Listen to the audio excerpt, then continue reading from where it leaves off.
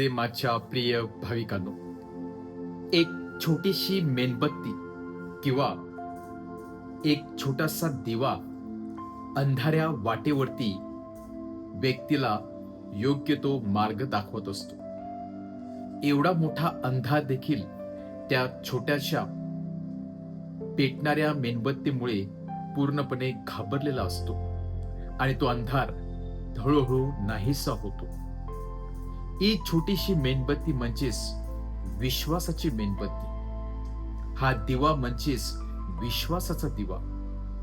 ज्या व्यक्तीकडे तो विश्वासाचा दिवा आहे आणि ज्या व्यक्तीने विश्वासाची मेणबत्ती पेटवलेली आहे, त्या व्यक्तीच्या आजूबाजूला जरी अंधार असला तरी तो अंधार त्या व्यक्तीला ग्रासू शकत नाही.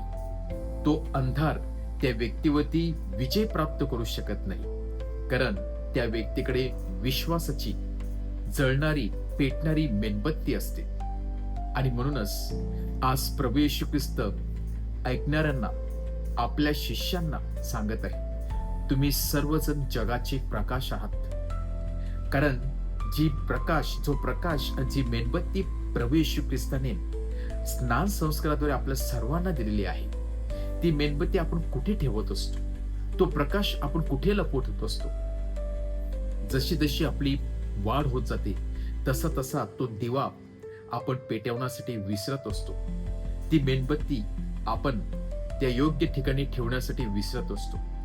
आणि म्हणून प्रभू येशू ख्रिस्त सांगतो, कोणीही दिवा लावून पलंगाखाली ठेवत नाही किंवा झाकून ठेवत नाही, तर ते अशा ठिकाणी ठेवतात की ज्याचा प्रकाश अनेकांना मिळेल, ज्याच्यामुळे अनेकांना मार्ग दिसेल. त्यामुळे तुम्ही देखील त्या दिव्याप्रमाणे प्रकाश बनण्याचा प्रयत्न केला पाहिजे.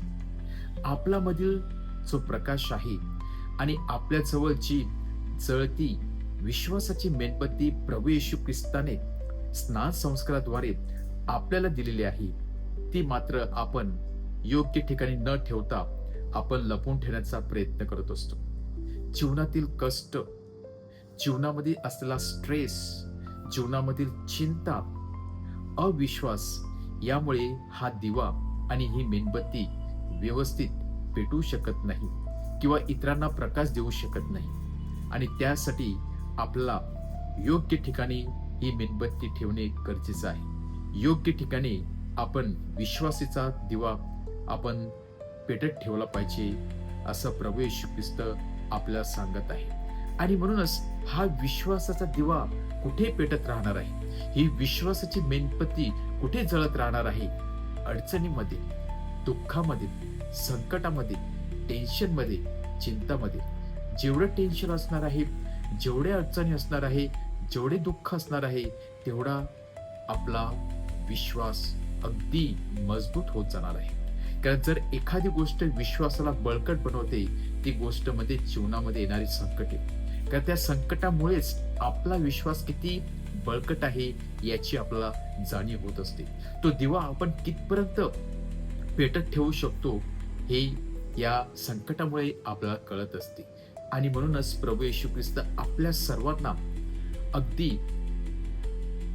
कटाक्षाने सांगत आहे की ती मेणबत्ती आपण तेवत ठेवली पाहिजे, पेटत ठेवली पाहिजे. विश्वासाचं तेल आपण दररोज त्यामध्ये टाकण्याचा प्रयत्न केला पाहिजे.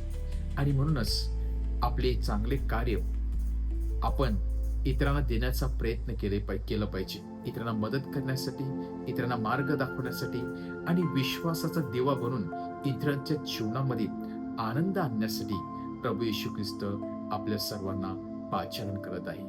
आपल्या सर्वांकडे तो दिवा आहे, आपल्या सर्वांकडे ती मेणबत्ती आहे, आपल्या सर्वांकडे तो विश्वास आहे. परंतु काही वेळा आपल्याला याचा विसर पडलेला असतो. आणि म्हणूनच परत एकदा आपण आपल्या हृदयामध्ये डोकावून पाहण्याचा प्रयत्न करूया. आपल्यामधील ती मेणबत्ती आहे ती पेटवण्याचा प्रयत्न करूया. विश्वासाचं तेल त्याच्यामध्ये टाकण्याचा प्रयत्न करूया. आणि आपल्या या प्रकाशाद्वारे इतरांचं जीवन आपण प्रकाशमान करण्याचा प्रयत्न करूया. ज्याप्रमाणे संत मदर तेरेसा ही जणू एक जळती मेणबत्ती बनून इतरांच्या जीवनामध्ये तिने प्रकाश आणला. असे संत फ्रान्सिसने अनेकांच्या जीवनामध्ये प्रकाश आला.